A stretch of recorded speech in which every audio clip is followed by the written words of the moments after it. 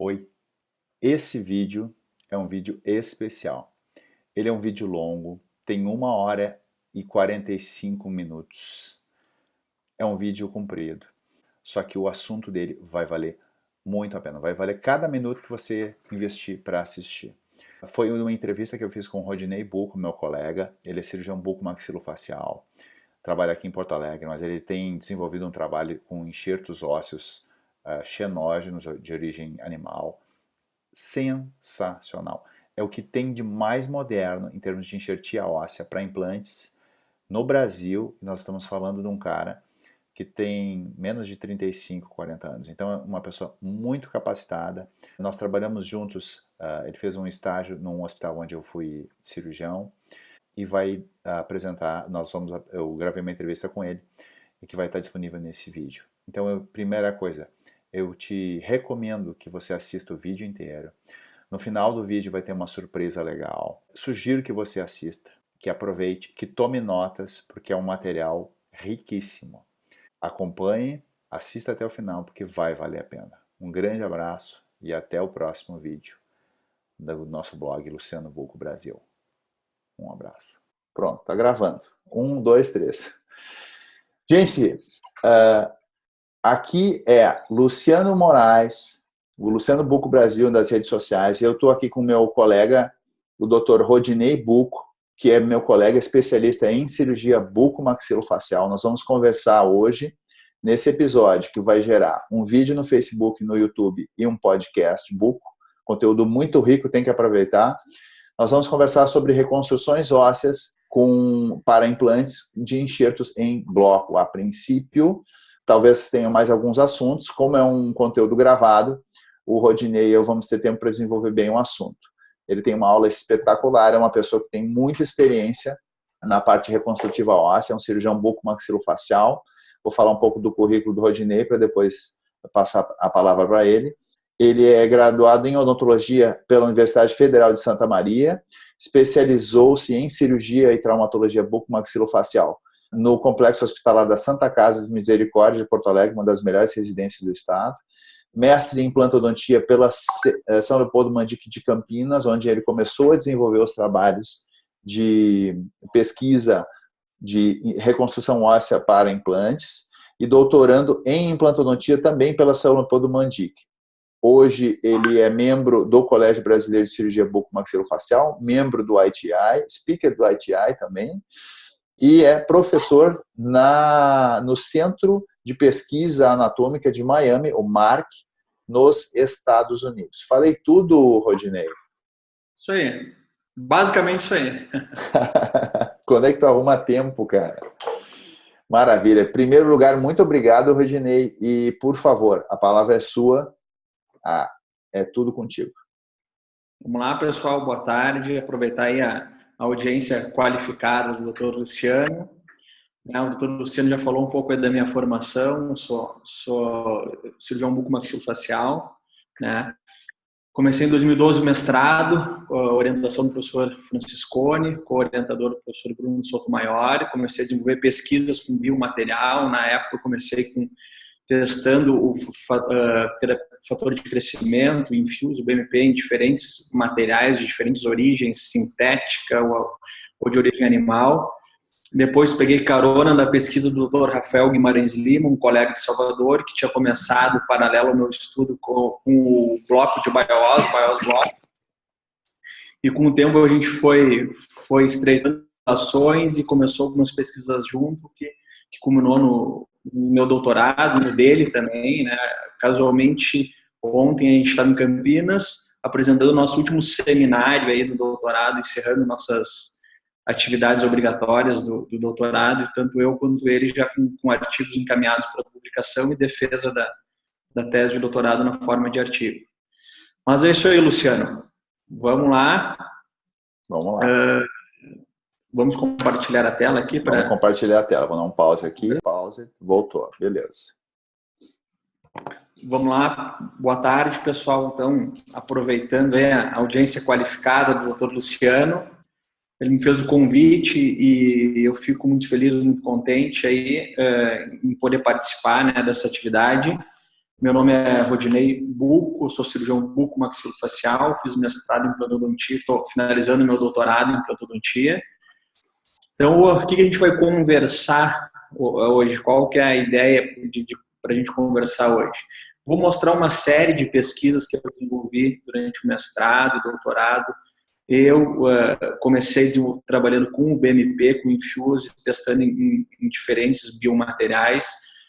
O Dr. Rafael Guimarães Lima, um colega meu de mestrado de Salvador, da Bahia, começou diretamente trabalhando com um bloco de BioOS. À medida que o tempo foi evoluindo, a gente foi estreitando algumas pesquisas. Hoje a gente desenvolveu o doutorado, a gente escreveu alguns artigos junto já no período de doutorado, trabalhando exatamente isso, as reconstruções ósseas com blocos de biomaterial.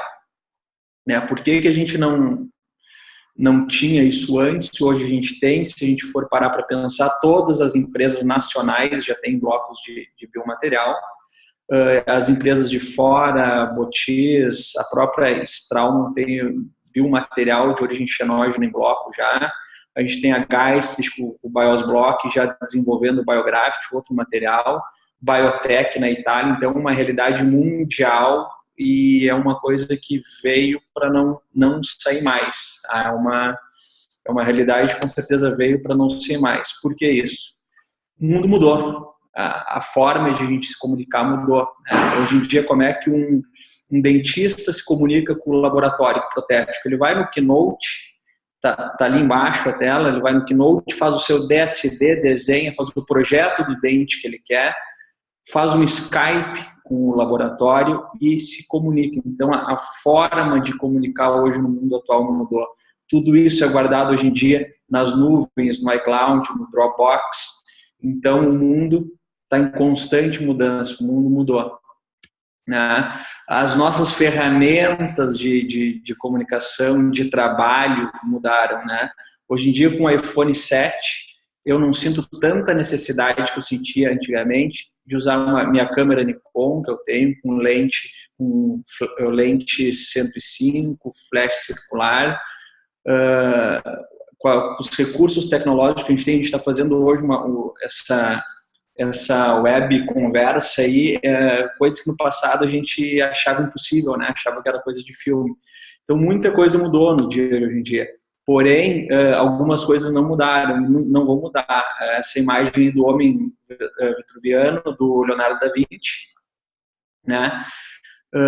Que eu quero dizer com isso? Que o homem, no momento que a gente perde um dente, a reabsorção óssea vai acontecer, haja o que houver. Em qualquer situação, a gente vai perder osso. Se a gente tirar um dente e não fazer nada, a gente vai perder muito osso. Se a gente tirar um dente e fazer uma preservação do alvéolo, a gente vai perder menos osso. Mas haja o que houver, a gente vai ter um defeito ósseo no momento que a gente tem uma extração dentária. Pegando isso a longo prazo, pacientes que perderam osso por muito tempo, né, um dente muito tempo e teve uma reabsorção óssea muito grande, muitas vezes a gente não vai possuir a quantidade mínima necessária de largura e altura para instalar um implante dentário e repor essa ausência desse órgão que é o dente. Buser já tentou quantificar o quão mínimo de osso a gente precisa para instalar um implante. Né? Ele trouxe que no mínimo tem que ter, além do diâmetro do implante, 1 milímetro para vestibular, 1 milímetro para lingual ou palatina, 2 milímetros para mesial, 2 milímetros para distal. A gente tem que ter um mínimo de osso para conseguir instalar um implante. A primeira coisa que nos vem à mente quando a gente fala em falta de dente, fala em enxerto ósseo, se chama osso autógeno, é o padrão ouro, o Golden Standard, que ele nos dá todas as peças do quebra-cabeça para a gente ter uma regeneração óssea de qualidade, que nos dá a osteogênese. Eu tenho células viáveis no osso autógeno, eu tenho a osteoindução, né, eu tenho o potencial de transformar as células mesenquimais, eu tenho fatores de crescimento, eu tenho BMPs humanas quando eu faço um enxerto autógeno, como um enxerto de cristelia, como um enxerto de ramo de mandíbula, um enxerto de mento. Eu tenho células mesenquimais e fatores de crescimento, BMPs humanas, que eu vou ter osteoindução em cima de células mesenquimais do leite receptor, e eu vou ter aquele caráter de osteocondução. Então, o padrão ouro, ou o osso autógeno, desde sempre, continua sendo o padrão ouro. Porém, o problema é o desconforto, morbidade, alterações sensitivas, cicatrizes, infecções do sítio da dor, a quantidade de osso disponível. Isso são coisas que os pacientes não aceitam mais hoje em dia. O paciente sente uma dor, é um pós-operatório ruim. Quem acompanhou de perto, eu já operei minha mãe com enxerto de ramo, já operei minha tia com enxerto de ramo há 10 anos atrás. Quem já acompanhou de perto sabe do que eu estou falando. A gente, cirurgião, eu, cirurgião, Luciano, cirurgião, a gente tem uma tendência, isso é um erro da classe bucomaxilofacial, tem uma tendência de achar que é uma coisa muito simples, que é uma coisa muito rápida. É mais simples tirar o que eu já ouvi de colegas, mas é mais simples tirar um ramo do que tirar um dente do siso incluso. Concordo. Para mim é mais simples, para mim é 10, 15 minutos. Mas para o paciente, tem que se colocar no lugar do paciente, sentir o que ele sente. Né? Essa é a grande questão, é aqui que eu quero chegar, que eu gosto de bater. O dentista protesista, o dentista que trabalha com estética, com prótese, ele tem essa percepção melhor que a do cirurgião bucofacial. É ele que recebe essa informação, né, Luciano? Os nossos indicadores, os nossos dentistas protesistas que nos mandam um paciente, quem dá informação para ele, muitas vezes, do enxerto, é ele, é o dentista protesista, que vai, a gente vai ter que fazer um enxerto. Então, é ele que vê a cara do paciente, de dor, de angústia, de sofrimento, em saber que tem que submeter um enxerto. Né? Então, essa é a grande questão. Dentro dos enxertos ósseos, quando a gente precisa de um volume 3D, um volume maior, tendo a primeira opção, só o osso autógeno é pobre. A gente tem que ter um leque maior do que isso nas nossas mãos. A gente tem que ter a regeneração óssea guiada com biomaterial grânula e uma membrana. A gente tem que ter o osso autógeno, saber trabalhar.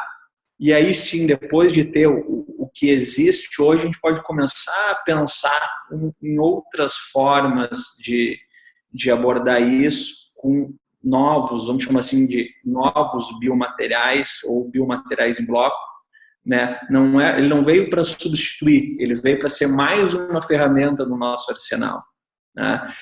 Então, dentro dessas abordagens de rebordos atróficos, eu subdivido em rebordos alveolares totais, que não é o tema de hoje, a gente não vai conversar sobre rebordos alveolares totais, e os parciais, que é aí que eu acho que se encaixa bem essa reconstrução com biomaterial em bloco, para defeitos parciais em mandíbula, em maxila. Porque defeitos totais, né, tanto em mandíbula quanto em maxila, já está bem concretizado, bem claro. O Branemar, que começou há 50 anos atrás, tratando pacientes sedêntulos de mandíbula. Então, o conceito de protocolo de mandíbula é uma coisa que está concretizado, já mais que concretizado na literatura. Não tem nenhuma dúvida a respeito do tratamento com o protocolo. É um tratamento de excelência, né, o protocolo em mandíbula. Em maxila, a gente tem... Antigamente, a gente tratava de uma forma, reconstruía muito com ilíaco. Hoje em dia, a gente evita isso, não usa mais o osso do ilíaco. A gente tem outras formas de tratar as maxilas atróficas. A gente trabalha com implantes de diâmetro reduzido, implantes com uma superfície diferenciada, implantes mais resistentes, como os implantes Oxolid da Straumann. E a gente consegue, então, com approach palatino, com all-on-4, ou fazendo pequenos levantamentos de seio maxilar, usando 100% biomaterial, a gente consegue resolver todas as situações, como eu mostrei na imagem anterior. Nessa imagem, a gente consegue tratar as nossas maxilas atróficas. E nos casos mais atróficos, esse é um artigo que eu publiquei junto do Dr. Tércio Pessoa, a doutora Márcia Helena Dutraqueut, o Dr. Antônio Bittencourt, o Dr. Caio Miranda. A gente publicou na Dental Press há 2 anos atrás. Então, um caso de maxila extremamente atrófico, onde a gente usou 100% biomaterial para fazer uma elevação bilateral do seio maxilar e instalar os implantes numa segunda etapa. Então, eu não vejo mais justificativa para usar um enxerto de cristeria que submeteu o paciente a uma cirurgia de âmbito hospitalar, a não ser paciente, não para implante, tá? A não ser pacientes com tumor de face, tumor de maxila, de mandíbula, fendas palatinas, dá para se pensar ainda. Mas para casos convencionais, eu não vejo justificativa aí para submeter o paciente a esse tipo de tratamento, tá? artigo do Arturo Belém Novaes, aí com 406 seios maxilares tratados, com 100% com biomaterial, índices de sucesso os mesmos dos implantes instalados em osso nativo. Tá? Então já está bem claro isso na minha cabeça. Rebordos atróficos parciais, aí sim que a gente tem um leque maior. E quais são as opções? Eu acho que a gente deve trabalhar com todas as opções. Como eu trato hoje esses casos que antigamente usavam um ramo de mandíbula para reconstruir, para fazer uma reconstrução que a gente chama de reconstrução 3D, como esses dois casos aqui, eu trato hoje 100% com bloco de biomaterial, e esse bloco é o BioOss Block, é o bloco de biomaterial da Geistlich, né? Então, o BioOss é um material que está há 30 anos no mercado mundial, tem mais de 1000 artigos publicados, é um material 100% biocompatível, de origem xenógena, né, de origem animal, de origem xenógena, bovino. É um material super seguro, ele tem então poros, microporos, isso dá uma hidrofilia muito grande para esse tipo de material, atribuo a isso grande parte do sucesso dele, tá?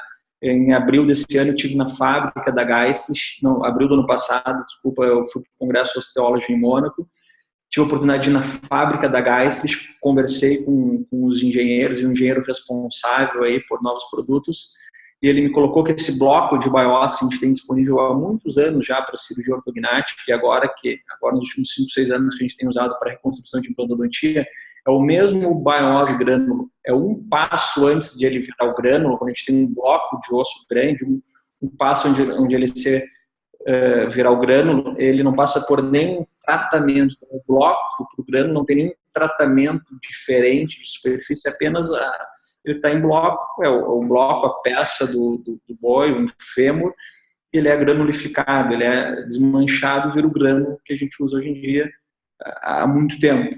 Tá? Então a proposta é isso, transformar casos de reabsorção atrófica onde eu não consigo instalar um implante no mesmo momento, reconstruir para depois de 6 meses instalar um implante.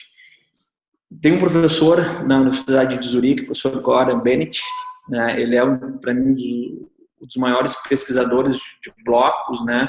E é um dos que tem muita experiência com esse bloco de BioOss.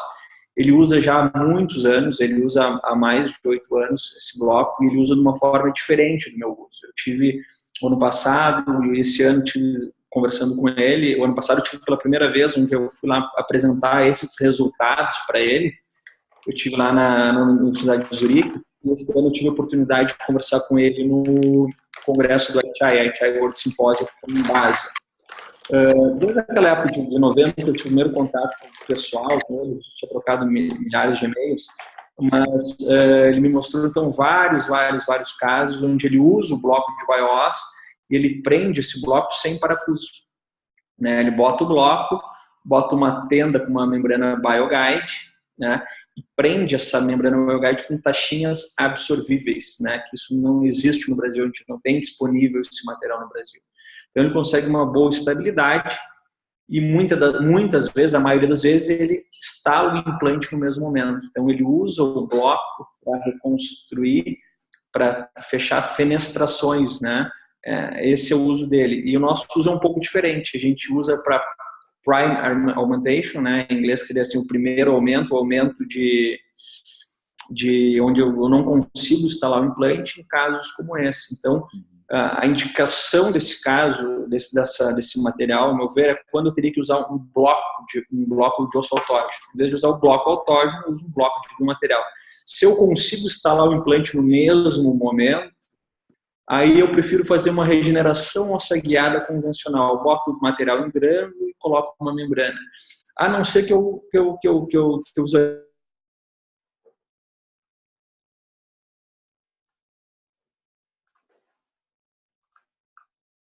E pronto, tá gravando, vamos em frente.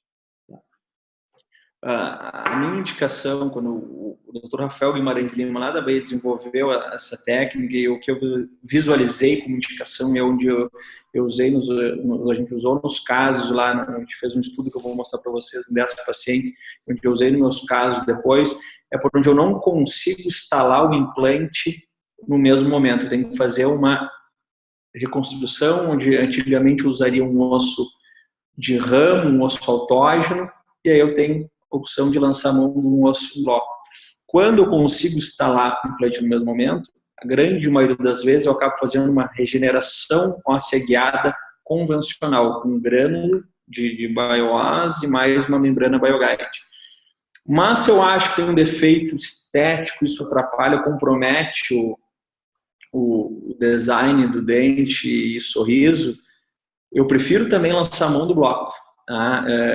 Por quê? Porque o grânulo, com mesmo proporção de 1 para 1, osso autógeno, mais o BioOss e a membrana, uma regeneração óssea convencional, a taxa de reabsorção, redução do volume é muito grande. Tá?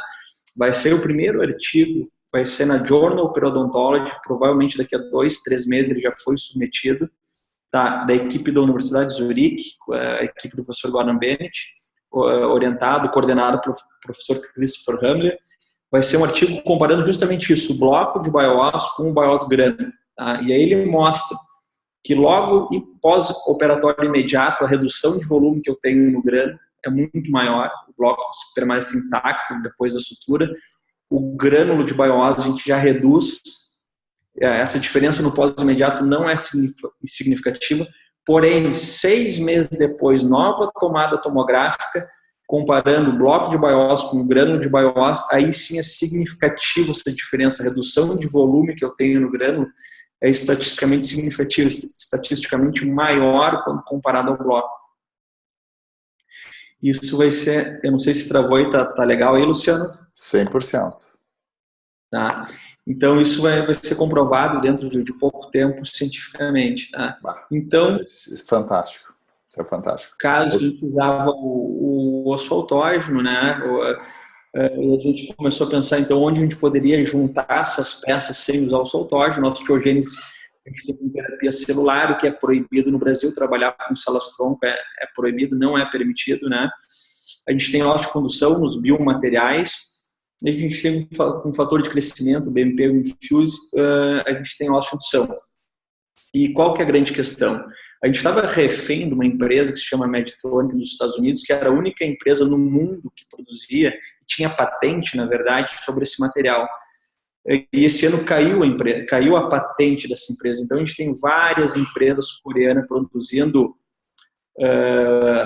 material para nos dar osteoindução, né? Produzindo seria o BMP, as proteínas geneticamente modificadas. A gente vai ter fatores de crescimento, então, de outras marcas. Isso vai refletir, então, no mercado. Todo mundo sabe, o grande limitador do uso do fator de crescimento do BMP é o custo, né? Custos altíssimos, custos de 15, 18 mil de material. Então, são custos que inviabilizam a grande maioria dos casos, o uso na nossa rotina. Mas com a queda da patente isso vai mudar. Inclusive já teve uma redução de 20% dos valores dessa empresa americana e acredito que dentro dos próximos anos, entrando aí esse material coreano, a gente vai conseguir custos melhores, mais interessantes aí para trabalhar. Com certeza. Vai ter um ajuste de mercado, né? Inevitável. Sim. Então, a gente não está negando o osso autógeno, né? É considerado padrão ouro, é o único que tem osteoindução, osteocondução, osteogênese. O que a gente está querendo é unir a osteoindução e a osteocondução, unir dois materiais para a gente ter resultados tão bons quanto do osso autógeno. Em casos que a gente teria que trabalhar 100% com o osso autógeno, a gente pode pensar em trabalhar, então, com a osteocondução dos biomateriais e a osteoindução dos fatores de crescimento, né? Então, vou apresentar agora uma série de estudos, vou falar em estudos em animal, que foi o que eu defendi o meu mestrado, que a gente fez em ratos Winster, de 300 gramas, vou falar um pouco desse estudo, um pouco de estudo mecânico, está virando uma dissertação de mestrado, estudo humano, que foi coordenado pelo Dr. Rafael, e alguns casos clínicos. Eu vou passar os estudos mais rápido, para a gente focar nos casos clínicos, mostrar um pouco do passo a passo, do adiantar da hora, né?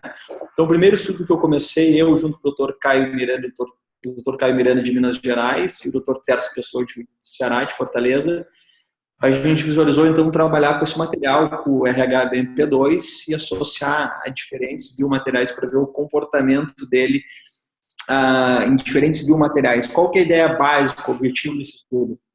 usar o BMP num biomaterial sintético, ver o desempenho dele, usar o BMP num biomaterial de origem animal e ver se tem uma diferença de desempenho em um material ou em outro. Porque a gente sabe que o BMP, ele é um pó que a gente mistura com um líquido, né? E a gente sabe, então, que ele precisa de um arcabouço, né? A indicação da empresa é em seio maxilar e em alvéolo pós-extração, mas ninguém acaba usando nessas duas situações que é a indicação da empresa, porque a gente pode usar biomaterial ósseo condutor e ter os mesmos resultados, ou resultados tão bons quanto, esperando um pouco mais de tempo. Mas a gente acaba usando, eu digo todo mundo que eu conheço, inclusive os artigos publicados são todos no uso, todos não, mas a grande maioria, os artigos mais impactantes são quando a gente vê o uso do BMP em estudos off-label, fora da indicação da empresa, para ganhos verticais, ganhos horizontais. E aí a gente sabe que tem que usar algum biomaterial para dar um suporte, um biomaterial que vai ser um ósseo condutor, vai dar um suporte, ou usar uma barreira, né, que pode ser uma tela, mas a gente sabe que tem que ter algum biomaterial para suporte. E a gente não tinha até então nenhum estudo, nenhum artigo mostrando se a origem do biomaterial influenciava ou não. Então, foi esse o nosso primeiro estudo. Foi o grupo G1, que era o nosso grupo de controle, foi só usando o BMP. O grupo G2, só o BMP. Então, essas cobaias foram sacrificadas em 2 e 8 semanas. O grupo 3 foi associado ao biomaterial de origem xenógena. O grupo 3, sacrifício em 2 semanas. O grupo 4, não sei se caiu aí, Luciano, tá me vendo? Tô vendo, tá tudo certo. Tá. Tô te deixando brilhar, segue brilhando aí. Aliás, o grupo 4, então, sacrifício 8 semanas. O grupo 5 foi com biomaterial de origem sintética. O grupo 6 também, sacrifício em 2 a 8 semanas. Então, a gente queria ver o desempenho aí do BMP, do Infuse, em diferentes materiais, de diferentes origens. Esse aqui é uma microtomografia que a gente fez na USP, em Ribeirão Preto. Teve uma parte do estudo que foi desenvolvida lá, para a gente coletar os resultados e ver a relação de crescimento ósseo. Esse trabalho eu apresentei, então, no Osteology em Mônaco, em abril do ano passado. E os resultados foram os seguintes, que tanto o biomaterial de origem animal quanto o biomaterial de origem sintética apresentaram os mesmos resultados, o BMP, o Infuse, o RH-BMP2, teve o mesmo comportamento frente aos dois biomateriais, não foi estatisticamente diferente. Esse artigo já está escrito no formato da JOME, né? E esse artigo, com esse estudo eu defendi meu mestrado, com esse artigo eu estou defendendo meu doutorado com a publicação desse artigo na JOME. Tá? Excelente. O estudo mecânico que a gente fez fui eu, o Dr. Rafael, o Dr. Paulo Pasquale, onde a gente estava no doutorado tentando desenvolver algum teste mecânico em laboratório, e a gente pegou vários blocos, aí eu vou chamar de bloco A, B e C, para testar, e a gente fez alguns estudos de mecânicos, primeiros de penetração, depois de compressão. Então esse é o bloco A, a gente está preparando ele para passar um parafuso nele, fazer um teste de penetração, então pode ser que ele é bem resistente. A gente queria um número, saber com quantos newtons ele fratura, com quantos newtons eu posso colocar nesse bloco. O bloco 2 ele já é mais friável, então a gente já está fazendo uma instrumentação manual dele. Tá? Então fazendo uma instrumentação toda manual para não fraturar ele. E o bloco 3, tá? Também foi feito com rotação.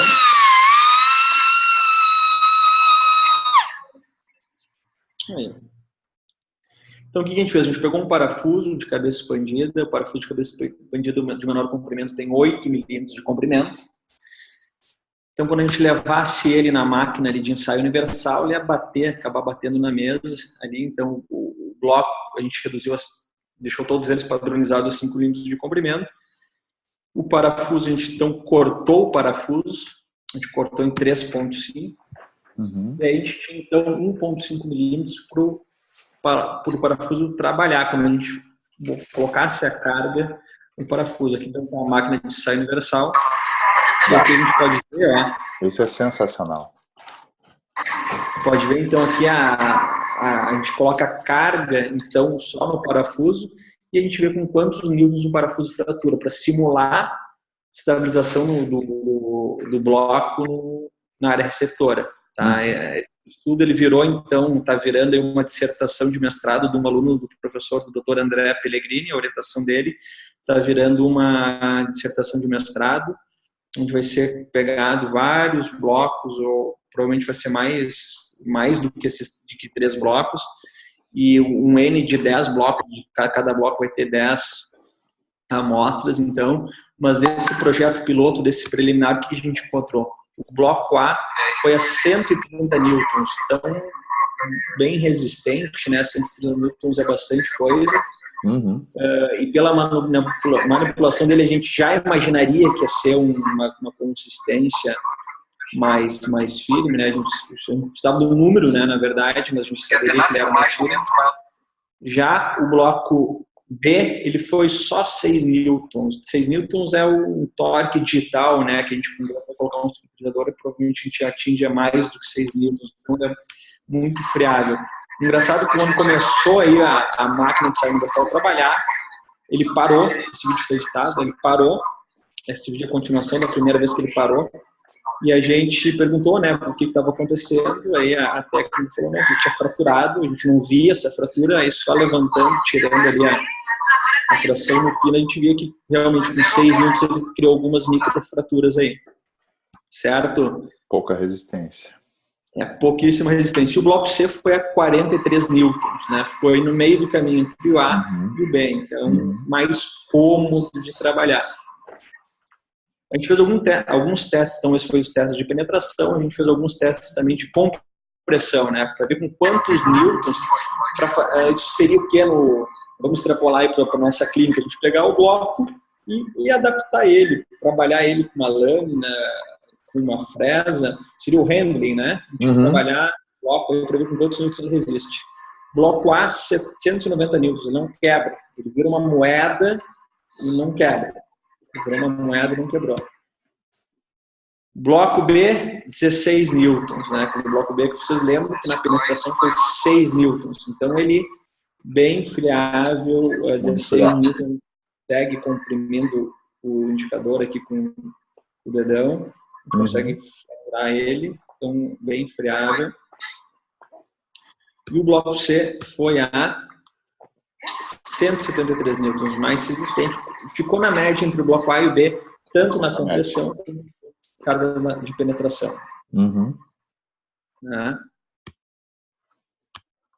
Então, a gente fez os testes mecânicos e os testes humanos, testes em boca, aí, que o Dr. Rafael Guimarães Lima, que projetou nesse estudo junto com o professor Bruno Sotomayor, que foi num lado, todos os pacientes, o estudo feito em boca dividida, vai ser o primeiro artigo no mundo publicado sobre isso, enfatizando isso, que num lado é o osso autógeno, o osso do ramo, trefinado, e no outro lado é o bloco de bioás, e aí comparando um com o outro. Né? Então, excelente. Esse é sensacional. Esse é sensacional, cara. E esse aqui que tem um estudo do professor Maurício Araújo, que ele desenvolveu em 2003, né, junto com o professor G. Lind, né, famosíssimo da periodontia, que ele fez mais ou menos, ele fez a mesma coisa, na verdade, que o Dr. Rafael fez, só que fez em campo, né, com 5 cães.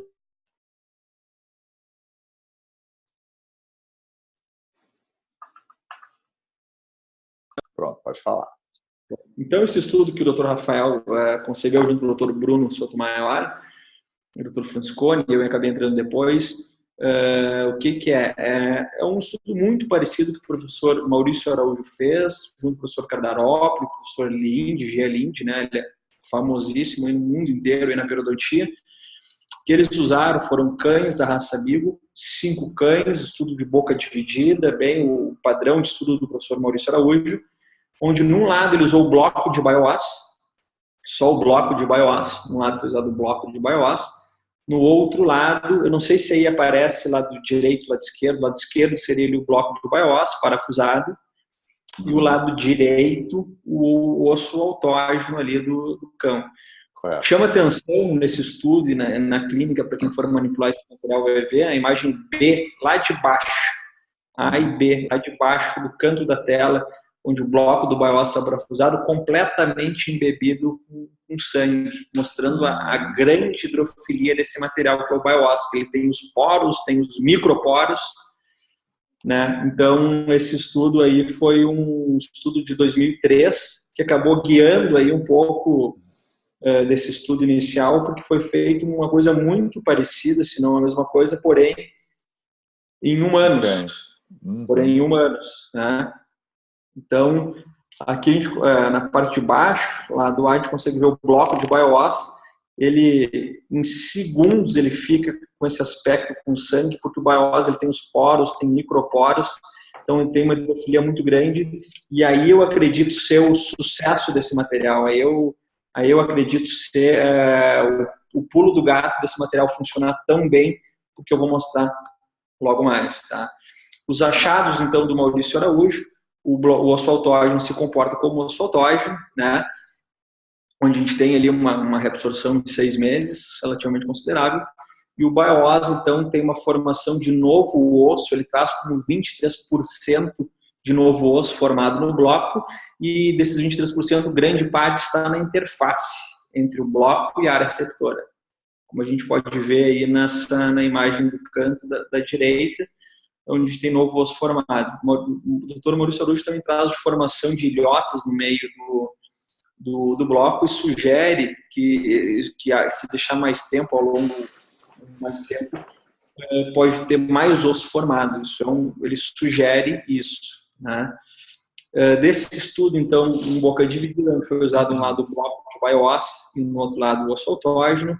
O objetivo primário era ver a espessura, a diferença de espessura de um bloco do autógeno para o BIOS block. Não teve diferença, manteve o mesmo volume em 6 meses, é importante ressaltar. E o travamento, teve um travamento maior no nosso autógeno, de média dos 10 implantes instalados, 31 newtons, e no bloco, 19 newtons. Essa avaliação do travamento não é uma coisa muito fidedigna, né? Porque todo mundo vai concordar que se eu instrumentar menos, a gente vai ter um travamento maior. Isso acontece sempre, tá? O que acontece foi que a gente seguiu, então, a recomendação da empresa. Na época, então, o que se usava lá na São Paulo, que era só 4, 5 anos atrás, os implantes da Neodent de 3,5 milímetros de diâmetro, e era instrumentado até o que a empresa recomendava, a broca de 3,5. E a média dos 10 implantes no bloco 19 newtons, no autógeno 31 newtons. Depois eu vou mostrar para vocês os implantes fora da pesquisa, que a gente instrumentava a menos, onde eu tinha o bloco de BIOS, e a gente conseguia travamentos muito grandes, 30, 40 newtons, né? Para quem gosta de travamento, eu acho que travamento não é o fundamental. Eu gosto de trabalhar com superfície diferenciada, mas para quem gosta de travar, inclusive, já tem um caso, vou mostrar hoje, de carga imediata em cima do bloco, depois de 6 meses cicatrizado o bloco, instalação do implante mais carga imediata, onde eu subinstrumentei, tive um travamento muito grande que preenchia os requisitos que o professor Wagner Marques nos trouxe para fazer uma carga imediata. São 10 casos do estudo, eu não vou mostrar os 10, esse caso aí então foi operado pelo Dr. Rafael Guimarães Lima, esse é o caso número 1, tá? Então vou passar só ele, depois os outros casos, vou mostrar mais 8, 9, 10 casos meus, enfatizando várias áreas, enfatizando grandes defeitos na maxila, enfatizando defeitos na mandíbula, tá? Ótimo. Mas esse caso é o passo a passo, né?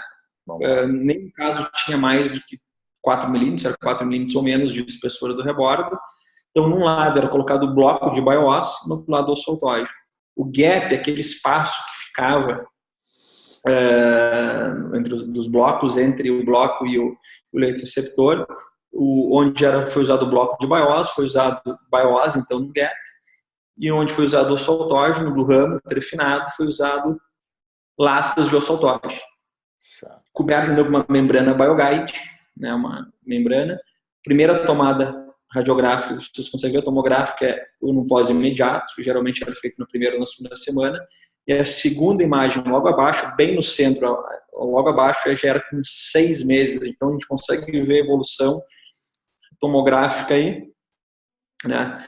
Depois outra imagem clinicamente, o bloco com 6 meses, a imagem clínica do bloco, então uma imagem bonita, né, parece que tudo é osso, feita a trefina no sentido do vestíbulo palatino e a instalação dos implantes. Tá? Então esse foi o estudo inicial que deu origem a um artigo, teve um segundo artigo, então que foi uma análise, foi a análise quantitativa das lâminas, o misto morfométrico, que a gente mostrou os mesmos achados, então, daquele estudo que eu mostrei antes do Maurício Araújo, muito novo osso, em torno de 20-30% de novo osso formado na interface entre bloco e o leito receptor, e no bloco, no interior do bloco, pequenas ilhotas de osso, né? Então, os mesmos achados do Maurício Araújo, não teve novidade. Se a gente pegar, vou mostrar vários artigos sobre o tema agora, praticamente todos que existem, e todos falam a mesma coisa, que a nova formação de osso é na interface. E isso não é nenhum problema. Eu sabendo trabalhar, eu instalando meu implante na interface entre bloco e osso e leito receptor, eu vou ter osseointegração e vou ter sucesso. Tá? Vamos ver alguns casos clínicos agora disso que eu estou falando. Tá? Esse caso é bem antigo, tem em torno de 4 anos, tá? Região de 24, 25, um defeito ósseo considerável, clinicamente a gente vê, tomograficamente a gente vê. Acho inviável instalar o implante dentário no mesmo momento.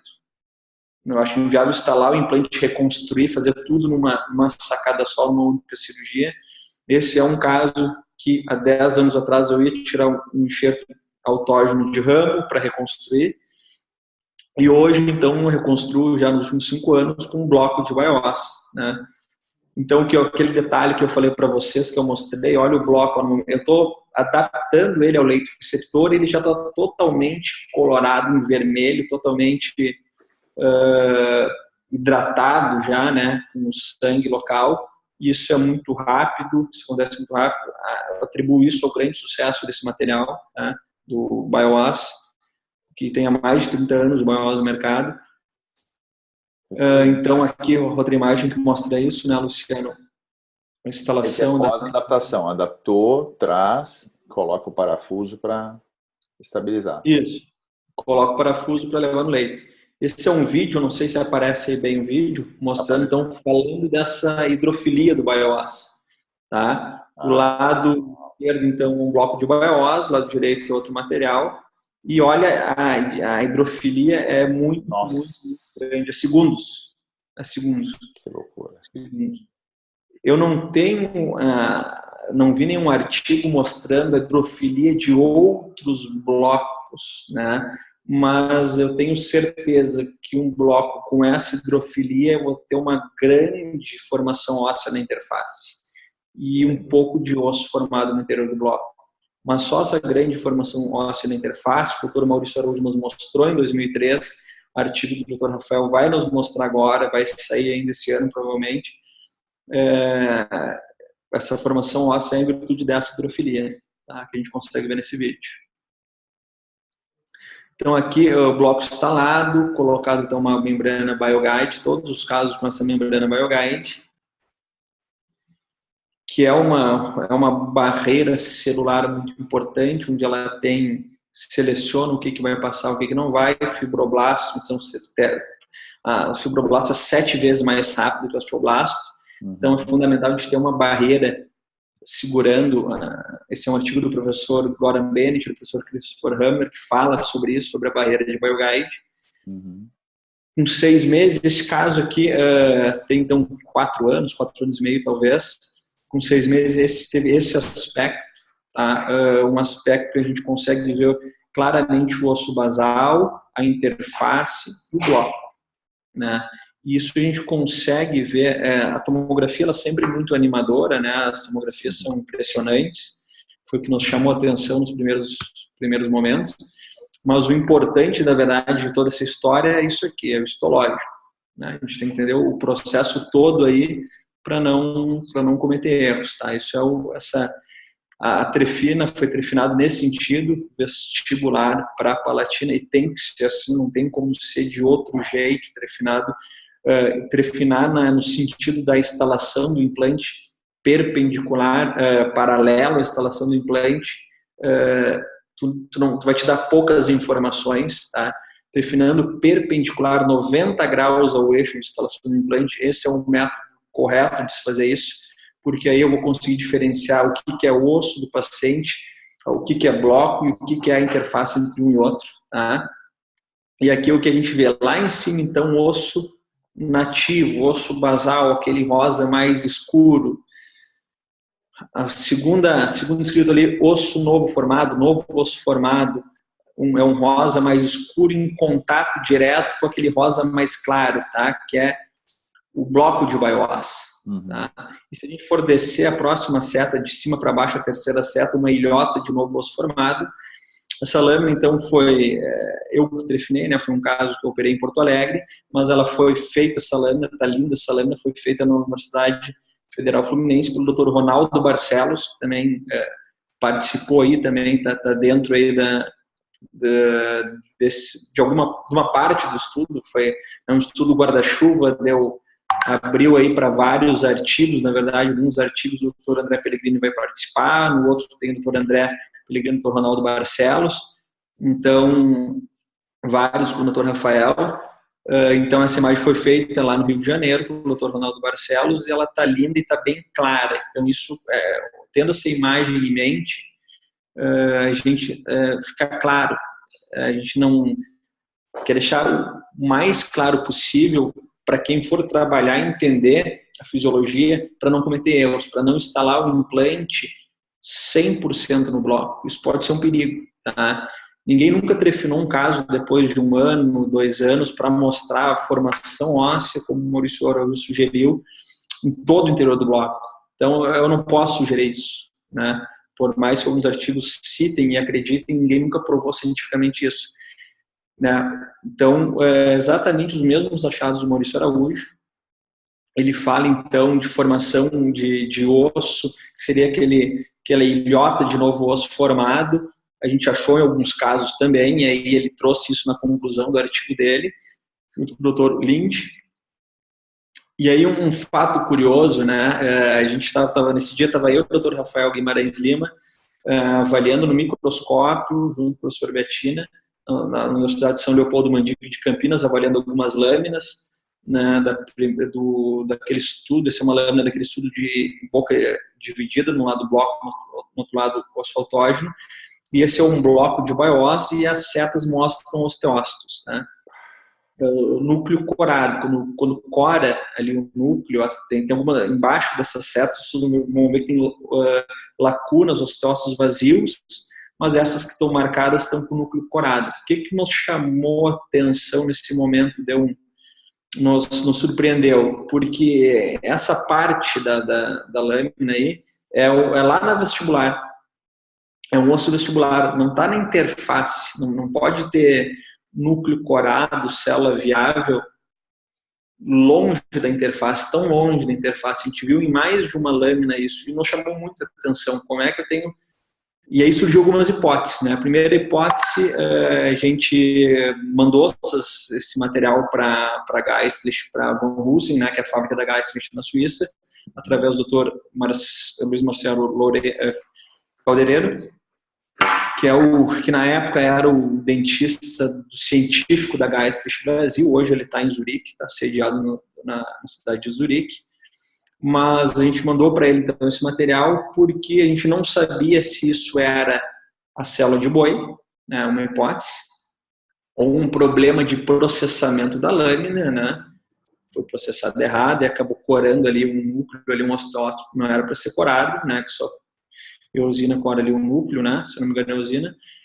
E ou terceira hipótese, como a gente está falando de osso, da parte vestibular, o que a gente tinha cobrindo ali? A gente tinha periósteo, e o periósteo é rico em células mesenquimais. E essas células mesenquimais poderiam se diferenciar em osteoblasto, começar uma produção de osso e estopar, morrer, né, por não ter um estímulo, para a gente estar 100% com material ósseo condutor. Né? Então, isso que essas 3 hipóteses aí que surgiram. Então, para eliminar a primeira hipótese de ser osso de boi, eu e o Dr. Rafael, a gente enviou a gente teve na Unicamp, e isso é um microscópio de varredura eletrônica, né? Nesse microscópio de varredura eletrônica, então, a gente tem um bloco de Bioss. Essa imagem aí é a única não vi essa imagem que a gente produziu, não vi em lugar nenhum, né? Um bloco de BIOS. Eu só vou ter que colocar meu computador carregar, que ele acabou de anunciar que está acabando a bateria, mas eu vou conversando com vocês enquanto que eu boto aqui carregar meu computador. Então esse é um bloco de BIOS, já achei uma tomada aqui perto, esse é um bloco de BIOS, só o bloco de BIOS e não tem nada de célula ali. Então não tem nada de célula. Ufa, o bloco de BIOS não tem nada de célula. A resposta da empresa já era essa, tá? Mas a gente tinha que provar cientificamente. A resposta da empresa vem em forma desse artigo. Esse artigo foi publicado em 2012. É um artigo que fala de um bloco da mesma empresa, né? Uhum. Que foi feito vários testes para ver se não desenvolve nenhuma resposta imune. Fui rápido agora, consegui colocar achei rapidinho uma tomada aí. Então, o que acontece? Não tem nada de célula e, por ser de outra espécie, não desenvolve nenhuma resposta imune. É o que acontece com banco de osso, né? Trabalho na Pimoga, o banco de osso, independente de qual banco de osso que a gente trabalhar, tem, se não me engano, 6 aqui no Brasil. Sim. O banco de osso ele desenvolve uma resposta imune no paciente que recebeu e 33% dos pacientes ficam sensibilizados. O que é isso? Se esse paciente precisar receber um transplante de coração, daqui a 1 ano, 2 anos depois, um enxerto de banco de osso, 33% dos pacientes, ou seja, 1/3 deles, vão ter problema aí de rejeição, pois estão sensibilizados no virtude do enxerto de banco de osso que eles receberam. E isso não acontece quando a gente usa um biomaterial que é um material de outra espécie, né? Um biomaterial que é de origem bovina, e isso não acontece, né? Mas então, o que era ali? A gente não tem a resposta, tá? Mas acredita que o que aconteceu no vestibular foi a formação, formou um pouco de osso em virtude de ter um periósteo ali em cima, e ele acabou não desenvolvendo, ele morreu ali aquela célula, né, e acabou tendo uma formação limitada de osso que não foi importante. Quantos meses foi essas lâminas? Foram de 6 meses da cicatrização do enxerto? 6 meses. Tá. Uhum. Esse é um caso, vocês vão ver outros casos que o aspecto dá para ver claramente o bloco, a interface nesse caso, né? Uhum. Vários casos, a maioria dos casos a gente não tem esse aspecto de bloco, a gente tem um aspecto de novo osso formado, que nem o primeiro caso que eu mostrei, que foi o estudo da pesquisa, tá? Uhum. Mas histologicamente, tanto esse caso quanto aqueles casos, o histológico é o mesmo, formação de novo osso em torno de 20 a 30% na interface. Todos os meus casos de consultório privado, todos 100% dos casos foram usados, então, implantes de Straumann, superfície Selectivity, Rock Solid. Tá? Eu optei por trabalhar com um implante com uma superfície diferenciada, por ser casos que eu considero limite, né? Sim. Então, aí foram 2 implantes BL-NC, digamos, reduzido, e aqui eu falou com 22 meses, né? A imagem de cima ali, que é implante 4, a gente vê ali a formação óssea, nunca ninguém trefinou um caso, por exemplo, com 22 meses para saber o que eu tenho naquela vestibular, se é osso, se é biomaterial, se é os dois. Ali onde está marcado implante 5, a imagem mais de baixo da direita, a gente vê também ali até nesse corte a gente acaba vendo um defeito de continuidade no vestibular, porque foi trefinado, né? Vocês lembram que foi trefinado no vestibular para palatina, mas as 2 imagens estão tão bonitas, tão lindas, na verdade. Dá para ver quase que uma nova cortical óssea formada, né? Deixa eu voltar aqui, ó, quase uma cortical óssea formada. Isso é fantástico, tendo em mãos, tendo em posse, informação que vai ter uma reabsorção desse osso, como já teve. Podem ver que a imagem bem de baixo dos implantes instalados não tem todo aquele volume que a gente tem na imagem do meio. Vai ter uma absorção, o BIOS reabsorve, é BIOS, isso aí não é nada mais, nada menos que BIOS, então tem uma contração, tem uma absorção, o que é ótimo, tá? Porque o que é bom? Que ele vai reabsorver, vai remodelar e não vai acontecer como acontece com um banco de osso de expor no tempo. Aquilo é vivo, aquilo está interagindo com o organismo. e ele vai remodelar, eu vou mostrar outros casos que ele remodela, mas ele não remodela tanto quanto o grânulo. Essa é a questão. Ele não vai remodelar tanto quanto o grânulo. E eu estou falando, se a gente olhar a imagem lá de cima, é caso que seria uma indicação de ossoltógeno. Né? Poderia fazer uma regeneração associada com um grânulo de BioOS, com uma BioGuide, mas a grande indicação desse caso aí seria o ossoltógeno, um bloco. Né? Então, estou falando de um bloco de biomaterial, ele remodelou depois de alguns anos, mas manteve um volume maior que se eu tivesse usado um grânulo. Excelente. Deixa eu te perguntar uma coisa, Rodinei, só aproveitando agora. Essa questão da formação de osso na interface entre bloco e o leito-receptor, tu entende que por essa característica acontecer é que a gente tem segurança de, na hora de adaptar o bloco na região do leito-receptor, colocar os grânulos de biomaterial?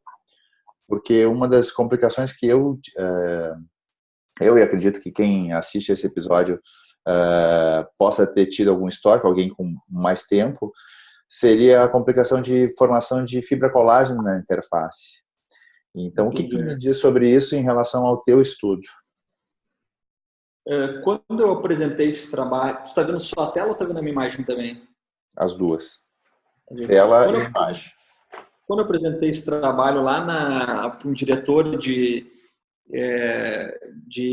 produtos, de desenvolvimento de produtos na Suíça ano passado, ele chamou um termo técnico de, deixa eu ver se eu acho que uma imagem de BioOS, uma cama de BioOS, deixa eu achar aqui, ó. Aham. Se eu vou achar uma imagem aqui, eu vou pular aqui só para a gente ver isso que a gente está conversando. Uhum. Para exemplificar, que é o artigo do Guarambeni, que aqui ele traz, mas eu tenho um caso que eu mostro isso melhor.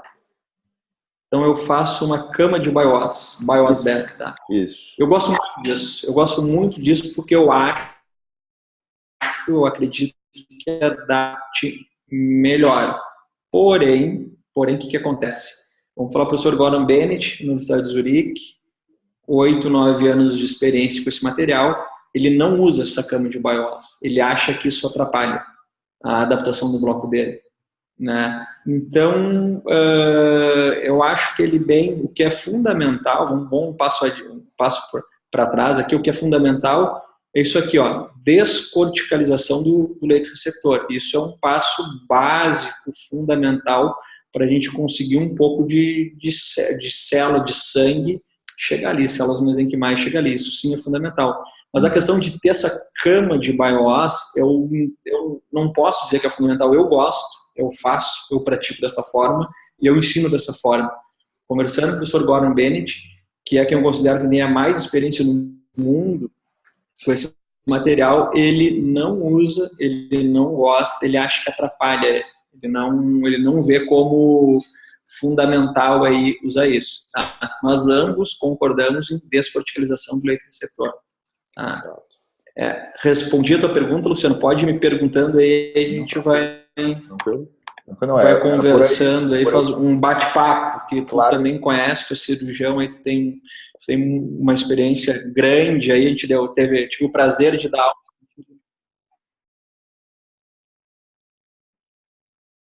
Deu uma pausa aí. Deixa eu dar uma pausa aqui, peraí. Aqui, tá gravando. Tá, posso continuar? Pode continuar. Foi. Beleza.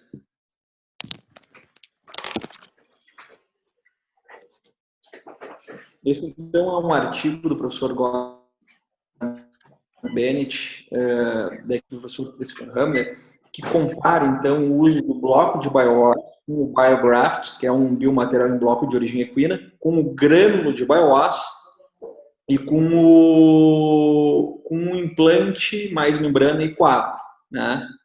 Quais são os achados dele aí, né, nesses estudos? O que eles trazem? Foi um estudo feito em cães, né, em boca dividida. E esse é um estudo muito interessante, porque ele traz, então, o BioGraft, que é um material novo, que está sendo testado, aí faz uns 6 anos já que está sendo testado.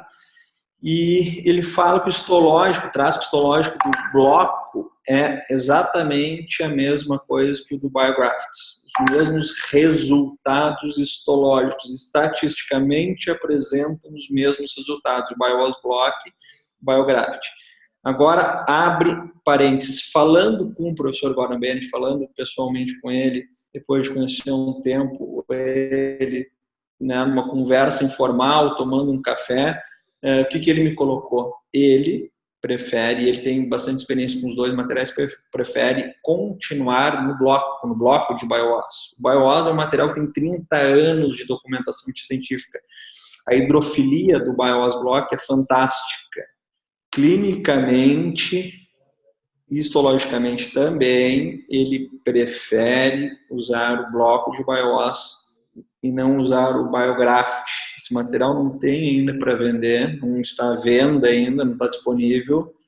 Acredito que em 2018 entra em mercado e vão ser duas opções aí de material e os artigos mostram histologicamente a mesma coisa. Conversando pessoalmente com ele, ele ainda continuou preferindo o bloco. Esse é um caso da pesquisa do Dr. Rafael, desenvolvida alguns anos atrás. Tá? Aquele caso então, de boca dividida, aquele estudo de boca dividida, não tem seleção de imagem aqui, pelo amor de Deus, pessoal, eu botei aquela imagem ali em cima para vocês visualizarem exatamente quão ruim está a área receptora, tá? Aí então é aquele caso do estudo, onde é de um lado o bloco de BioOS, do outro lado o osso autógeno, mesmo passo a passo, e aqui a sequência aí de como tá, de como foi a sequência aí, então. Essa é uma imagem de 6 meses. Isso que a gente vê é uma imagem muito bonita, né? Parece que tem osso em tudo, mas não é isso que pode nos guiar. A gente tem que nos guiar pelo histológico, sabe que a grande formação de osso é na interface. Aqui estão os implantes instalados, aqui o implante instalado, o pouco que tinha de interface se tentou explorar colocando o implante, tá? E aí saiu dessa situação, do lado esquerdo, para aquela situação, usando só um bloco de BioOS, sem um sotógeno. Esse outro artigo, esse artigo de 2008, Felipe Fontana, Isabela Roqueta, onde ele, um cão, boca dividida, onde ele compara o BioOS Block, tá? Esse artigo saiu na The International Journal of Periodontics and Dentistry, 2018, ele compara o bloco de BioOS com o bloco do BioGraft, que é o equino, e traz que tem os mesmos resultados histológicos, e porém a facilidade de trabalhar com o BioGraft é maior, é mais fácil de manipulação. Esse é outro caso do estudo, né? Vamos focar na região anterior, onde foi o estudo. Esse caso foi para o Dr. Rafael. Clinicamente, então, a imagem é muito bonita, mas vamos pegar, eu botei esse caso justamente para a gente ver um detalhe. Olha o bloco lado direito, fraturou, quebrou, está quebrado o bloco. E depois de 6 meses está uma imagem bem aceitável. Por quê? Porque é BioOS, gente. Foi feita uma regeneração guiada BioOS, membrana, BioGuide, manutenção de volume, 6 meses depois, uma grande formação de osso na interface. A gente colocou, o Dr. Rafael instalou um implante lá e esse implante estava fora da pesquisa, então foi subinstrumentado, instrumentou a menos. Tanto é que todos os implantes da pesquisa foram de diâmetro 3,5. Aquele implante, vocês podem observar, ele é maior, é 4,3. A média dos implantes instalados fora da pesquisa foi de 35 newtons, né? Os implantes instalados fora da pesquisa. E um detalhe que chama a atenção, então o bloco autógeno soltou, né? Soltou um pedaço dele ali.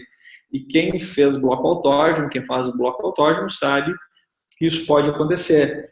Talvez o metabolismo desse paciente, 6 meses era pouco, tinha que deixar mais. Porém, o bloco funciona muito bem, porque só forma osso na interface, todo osso que forma é na interface. Então, nem um bloco da pesquisa, fora da pesquisa, mencionou soltar toda a formação de osso lá. E esse artigo mostra uma coisa muito interessante. Esse artigo é também do Gordon Bennett, do professor Christopher Hamlet, um artigo publicado na Periodontology 2000. foi publicado em 2014 esse artigo, né? Onde, se vocês observarem aqui, ó, tem o quadro A, B, C, D, E e F. Foi feita uma regeneração cegueada com BioOS mais membrana, correto? Só que olha, a forma de BioOS que ele usou foi o bloco de BioOS. Tá? Se vocês olharem aqui, está circulado. Letra C, a gente consegue visualizar o bloco de BioOS. E lá embaixo, a gente vê então um bloco de bovino derived bone mineral. É colocado para suportar a membrana de colágeno. Então, letra E já é, então, 9 meses depois, a imagem em si tem clínica, e o que é mais interessante é a manutenção desse volume. Então, esse artigo de 2014 já trazendo casos de bloco de BioOS, nesse caso sem parafuso, né, e é assim como ele usa, é assim a estratégia dele, ele usa sem parafuso, só com uma membrana e prende a membrana com taxinha, tá? Esse é um outro caso de consultório, tá? Região anterior, região de 11, um defeito grande, né? Se a gente for ver, ele é um defeito em continuidade, ele vai de vestibular para palatina, tá? Um defeito assustador, né? Tá aqui o defeito. Então, é o que a gente vê clinicamente, é o que a gente vê radiograficamente, a gente consegue ver clinicamente. Eu estou afastando lá na palatina, afastei, aparece nervo alveolar, artéria nasopalatina, nervo alveolar inferior no canal incisivo, e a gente tem ali uma ponte óssea, um defeito muito grande. Tá?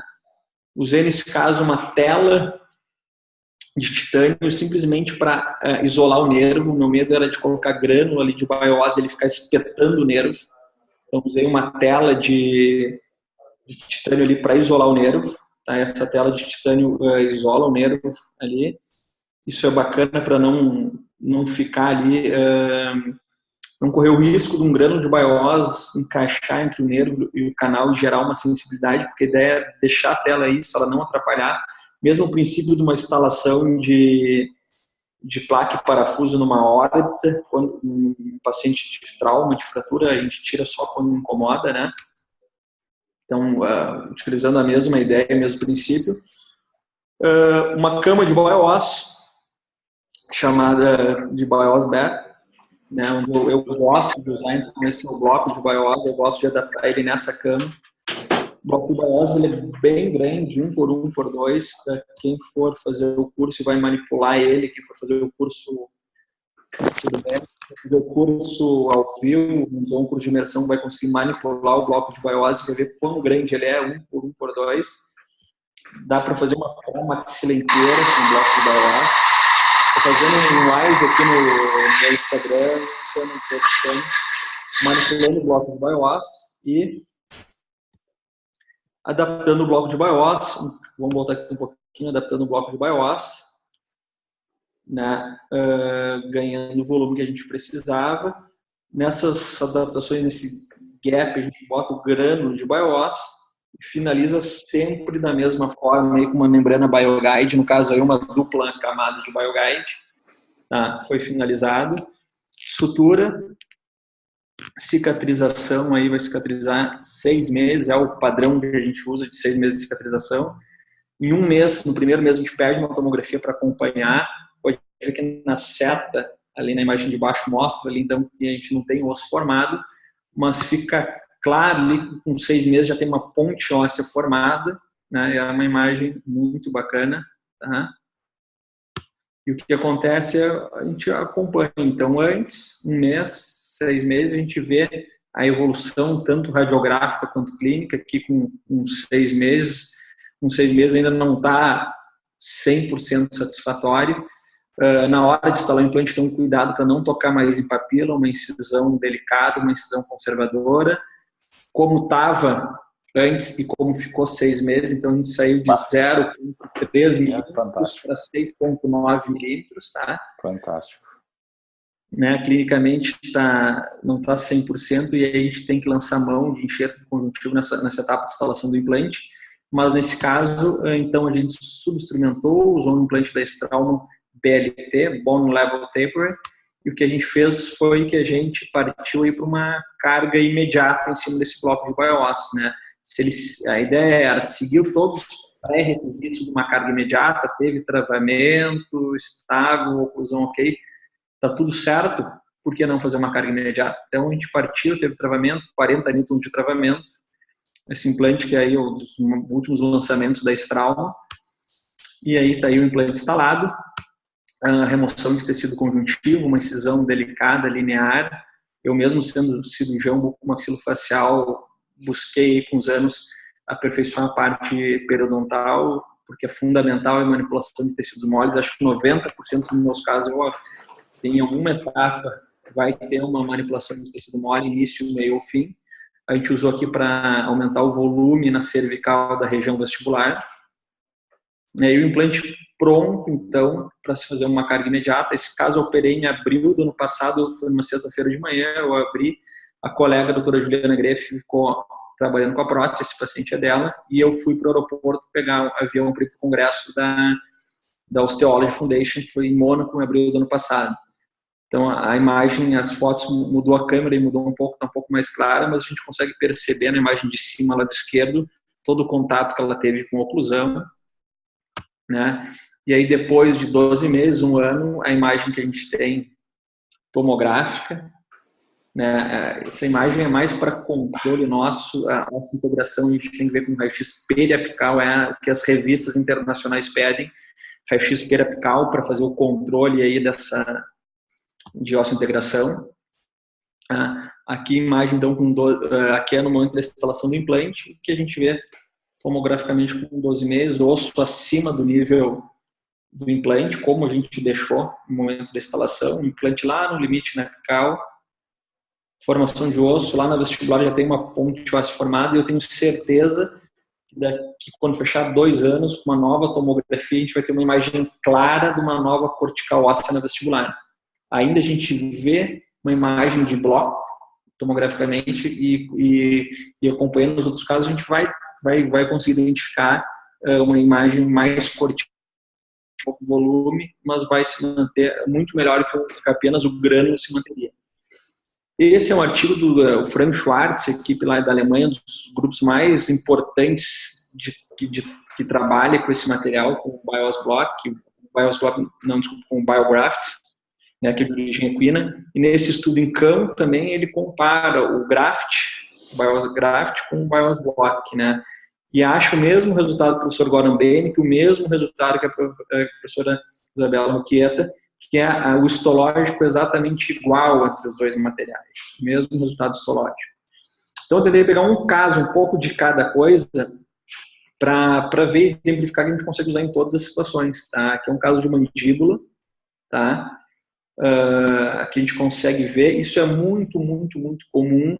Paciente que extrai incisivo central ou lateral inferiores, é submetido a ortodontia, abre espaço para instalar um implante, e essa imagem tomográfica é muito comum nesse tipo de caso. O que sobrou foi 1,3 milímetros, né? E aí a gente tem várias opções aí nesse caso: regeneração guiada, grânulo de biose ou membrana, um bloco autógeno, ou um bloco de biose, que é o que a gente vem fazendo aí nos últimos 5 anos, tá? Imagem clínica. Ferenectomia tu chegou a fazer nesse caso, Rodinei? Nesse caso eu fiz simultâneo. O Luciano, com meu bucofacial, já tem todo o caminho, né? Ele sabe que se eu deixar aquele freio lá puxando, ele vai ficar puxando em cima do meu enxerto, correndo risco de fenestrar. Sim. O que acontece aqui é o seguinte: descorticalização do leito receptor. Pode ver que eu descorticalizei lá na base, porque lá na base é onde eu tenho osso medular, né? Preparei 2 blocos de biose. Eu tenho um bloco na região vestibular e outro lá na região palatina, tá? Não dá para ver muito, mas na tomografia vocês vão conseguir enxergar melhor. Membrana de BioGuide. Eu trabalho esse bloco, né? Dou uma ajustada nele com uma lâmina de bisturi. Membrana de BioGuide. Remoção do freio no mesmo momento, né? O Luciano já viu antes que todo mundo ali, porque a cirurgião bucofacial já conhece como é. Então foi removido o freio para evitar que ele fique puxando. Aqui um acompanhamento 10 dias. Aqui a tomografia do pós-imediato, então 14 dias, ó. já marcando 9,9 milímetros de comprimento. Pode ver que tem um bloco ali na palatina, aí esse bloco ele fraturou, provavelmente ele fraturou na hora que eu instalei o parafuso, na lingual, desculpa, não é a palatina. Aqui com follow-up de 1 mês. Uhum. Excelente, ó. Pode falar. Não, eu digo, observei que ali uma área que seria uma área de tensão no tecido mole, tu já salvou pela frenectomia. Já salvei pela frenectomia. Né? Aí o acompanhamento, 3 meses, 6 meses, olha a imagem clínica de 6 meses, tá? Fantástico. Então ele perdeu um pouco, reabsorveu um pouco lá na cervical, mas o volume tá fantástico, a gente vê uma total integração com o leito receptor, com 6 meses clinicamente. Tu decorticou por lingual também, a base receptora? Foi bicortical, né? Ah, tá. Foi bicortical ali. Como era muito no fino, meio, né? Como eu tinha ali o menos de 1 milímetro, ele foi bicortical. Uhum. Removendo o parafuso, instalação do implante, Straumann BLT. Aqui, imagem bonita ali, o implante com cicatrizador. Posição sutura. 3D, posição 3D perfeita. Posição 3D aqui, ó. Posição 3D do Excelente. implante. A prótese parafusada nesse caso. Uhum. Agora, olha, vocês podem observar, com 6 meses, olha como está o osso cervical ali. Quando eu instalei o implante, para quem já fez esse implante BLT, ele fica muito osso, quando a gente trefina, quando a gente está preparando, fica muito osso na broca, essa broca cônica do implante BLT. Eu usei esse osso e coloquei ele como se fosse um enxerto de novo. Podem ver que a imagem de 6 meses para 9 meses, eu tenho mais osso com 9 meses. Tem. Tá vendo? Porque cervical. Eu saí do momento zero, fiz o enxerto com 1 mês de acompanhamento, com 6 meses, então ele teve uma reabsorção, uma contração normal do BIOS, e com 9 meses, quando eu coloquei o implante, eu coloquei um pouquinho de osso autógeno. E esse osso autógeno, então, ali com 9 meses, não fazia parte do envelope ósseo, ele acabou reabsorvendo depois com o tempo. Aqui a gente está com 15 meses, se não me engano. Deixa eu ver se eu consigo tirar aqui a imagem da nossa conversa ali de cima. Está aparecendo ali de cima quantos meses é, Luciano? Ah, perdão. Aparece 15 meses. Tu pega no mouse e puxa a câmerazinha, tu só puxa ela, mas não atrapalha, vai aparecer na aula. Com 15 meses ali, então, voltou ali a reabsorver. Então, o bloco de BIOS ele também tem uma reabsorção, assim como o BIOS, quem já usou BIOS sabe o que eu estou falando, porém a taxa de reabsorção é muito menor que a do grana. Tá?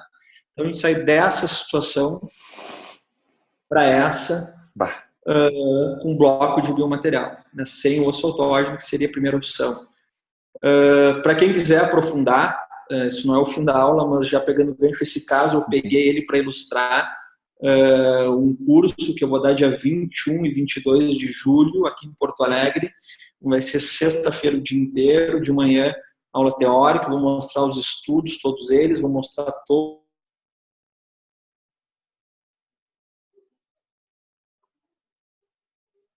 De noite a gente vai sair para jantar todo mundo, a gente vai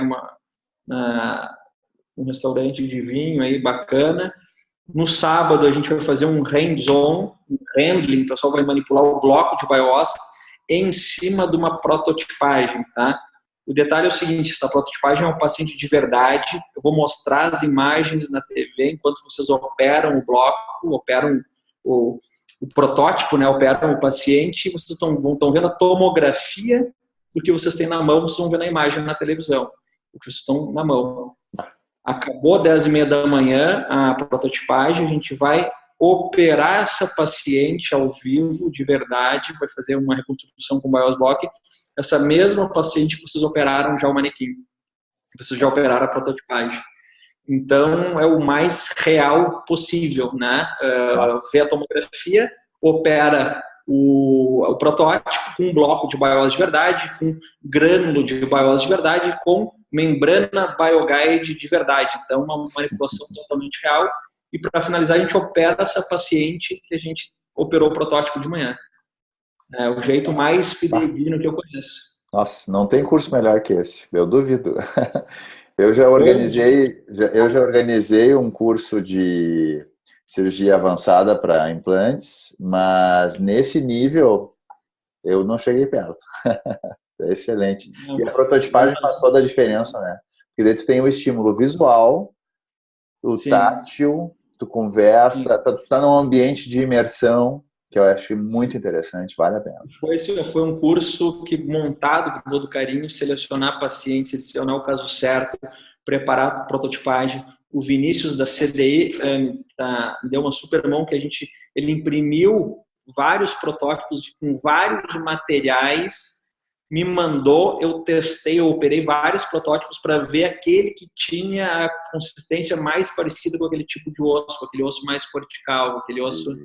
Então, é um trabalho aí de 5 anos aí que a gente vai entregar em 2 dias, né? Então, muito bacana. Estou muito contente, legal. A procura está grande, já tem aluno de vários lugares inscritos, tá? Tem aluno de Caruaru inscrito já, tem colegas da Espanha querendo participar, não vão participar dessa edição porque muito em cima da data, mas já estão armando um grupo, tem colegas de Curitiba também, então tá bem bacana. Que legal. Vamos ver mais casos. Esse caso aqui, então, coincidentemente, embaixo em cima ele apresentava defeitos ósseos, né? Aquele caso clássico do paciente, extração incisiva central e ortodontia. Sobrou 1,7 milímetros, tá? O que acontece aqui é o seguinte, o passo a passo é o mesmo, tá? Passo a passo é o mesmo. Deixa eu encerrar o vídeo ao vivo, tá? Encerrando, eu fiz um live aqui deu 40 mil telespectadores aqui no Instagram. Bacana. Olha esse caso aqui, ó. Esse caso aqui é muito legal também, porque eu fiz uma coisa diferente, tá? O descorticalização normal, mesmo passo a passo. Ali embaixo não é nenhuma barreira, nenhuma membrana. Eu usei o envelope do fio de sutura para fazer um template do meu bloco. Preparei o bloco, né? A cama de BioOss, e nessa vez eu não usei o grânulo de BioOss lá atrás, eu não usei, desculpa, o bloco de BioOss lá atrás, eu usei o grânulo naquela região lingual. Instalei o bloco, preparei o bloco com a lâmina, né? Bloco preparado com a lâmina. Aqui mais uma imagem lá para o Instagram. Preparei então, olha lá atrás, então tem o grânulo de BioOss, e aqui eu fiz uma coisa diferente, cara, eu usei uma barreira no lugar da membrana, tá? Uhum. Eu não gosto de barreira, nem dessa de PT Teflon, né? Politetrafluoretileno. Exatamente. Nem barreira de tela de titânio, não importa se a espessura, eu não gosto. Muito trabalho. Eu vou mostrar aqui que a chance de... Não vou mostrar hoje, mas no curso eu vou mostrar que com barreira, quando a gente usa, a chance de expor é muito maior. Todo mundo conhece o comportamento de barreira, tá? E isso num bloco pode comprometer toda a jogada. Então eu não uso, eu tive que usar, eu tenho que testar aí para mostrar dentro de um controle clínico que a gente tem, mas não é a indicação. A indicação é a membrana de BioGuide. Aqui está o pós-operatório imediato, tá? Imagem bonita aí do pós-operatório imediato. E nesse caso, a região anterior também tinha um defeito. Olha, a região de 12 ali tinha um defeito que clinicamente é bem grande. Radiograficamente, a gente tinha algumas opções, tá, nesse defeito. Poder instalar um implante no osso não tinha como, né? Como a gente pode ver, ia ficar lá na palatina. Isso não é um protocolo que estou fazendo na approach palatina, né? Colocar o implante para fazer uma prótese parafusada é fenestrar bastante, mas eu poderia fazer uma regeneração guiada com BioOss, uma membrana de BioGuide. Se eu fosse fazer cimentado, o implante muda um pouco a posição e ia corrigir, melhorar um pouco essa questão óssea. Mas como eu já tinha feito, o bloco de BioOss ele é muito grande, eu já falei antes, eu consigo fazer 4, uma pré-maxila inteira, 1 por 1 por 2, é muito grande, um bloco de BioOss ele é muito grande. Então, eu consegui usar embaixo, em cima, ainda sobrou para operar mais um paciente. No caso, tivesse para operar no mesmo dia. Usou ele, vai fora, o que sobra a gente não tem como guardar, ele é descartado, obviamente. E aqui o mesmo passo a passo, descorticalização. E aqui eu fiz outra coisa diferente, tá? Eu não coloquei o parafuso no bloco de BioOss. Eu coloquei um parafuso lá em cima, lá perto da fossa nasal. Eu coloquei um parafuso aqui na cervical e só encaixei o bloco. Muito boa. Fiz mais ou menos a técnica de Goran Bennett, lá da Suíça, onde ele não passa o parafuso no bloco, ele só encaixa, né? E depois acaba preenchendo os excedentes ali com grano de BioOS. Eu usei a mesma barreira que eu usei lá embaixo, usei em cima, então o mesmo paciente. Aqui o pós-operatório imediato, tá, o volume já mais que dobrou, né? E o bom é que a gente vai ter a manutenção desse volume por ter usado o bloco, né? Aqui, qual é a ideia depois de planejamento? O implante instalado dentro do bloco. Aqui outro caso, vamos para as linhas finais, aqui outro caso de reconstrução, né? Como era ali, um defeito grande, região de 21, 22, tá? Aí o bloco, aí um pós imediato do bloco aí, um volume grande, triplicou o volume, né? Esse é um pós-operatório imediato, 21 dias. Tu tem uma medida que tu usa de aumento de rebordo em função da contração esperada? Ou tu usa, eu tenho esse tamanho de bloco, eu vou aumentar para ter suficiente para posicionar o implante 3D, 6 milímetros disponível ou não? Entendi. Qual é o teu critério? O bloco é super grande. Como é que eu faço? É o mesmo critério do osso autóide. Um bloco de osso autóide. Eu tento deixar ele dentro do envelope ósseo, né? Não quero ganhar mais. Se quiser, dá para deixar muito, né? Fazer um crescimento muito grande, mas que vai ter comprometimento na hora de fechar, pode expor depois no futuro. Então, eu procuro trabalhar da mesma forma que eu trabalharia com um bloco de osso autógeno removido do ramo, ou quem gosta do mento. Eu não gosto, mas quem gosta pode tirar do mento. Seria a mesma indicação, a mesma forma de trabalhar. Por isso que essa técnica com bloco de BioOS não é para quem está começando. Tem vários alunos me pedindo para participar, tá? E eu não tô deixando, porque não é para quem está começando, é para quem já tem experiência. Para quem trabalha com bloco de osso autógeno, para quem já conhece, é o mesmo, essa ideia que tem clara, é a mesma ideia para cirurgia guiada. Cirurgia guiada não é para quem não faz implante, para quem faz prótese e quer começar a fazer implante. Não, errado, vai dar problema. Cirurgia guiada é para quem já faz implante, para quem tem experiência, quem já instalou, sei lá, 1000 implantes, já tem um mínimo aí de experiência e vai partir para uma técnica mais avançada, que tem um nuance, se der algum erro, tu tem que saber corrigir e instalar o implante da forma correta, tá? Então, é o mesmo princípio que o bloco. É para quem já faz cirurgia, quem vai ter uma outra opção na mão aí para oferecer para o seu paciente, tá?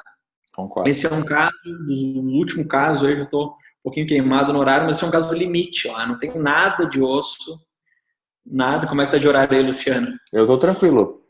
Lembra da gente falar a surpresa no fim do vídeo. Sim. Quando terminar, a gente tem uma surpresa. Vamos lá. Eu não tenho nada de osso, né? Não tem nada de osso, né? Caso totalmente é de chorar um caso desse, né, cara? É de chorar. Então, o que eu fiz nesse caso? Além do bloco de BioOS, eu associei fator de crescimento, tá? Porque eu queria um pouco de osteoindução, eu queria mais formação óssea ali, porque eu instalar o implante na interface talvez não fosse suficiente, né? Então, todo passo a passo, descorticalizei o nervo, o leito receptor, coloquei o BioOS, o Infuse no leito receptor, na esponja, pinguei o Infuse no bloco de BioOS e coloquei a imagem de cima lá direito do superior, mais ali uma membrana de colágeno com o BMP, né? Uhum.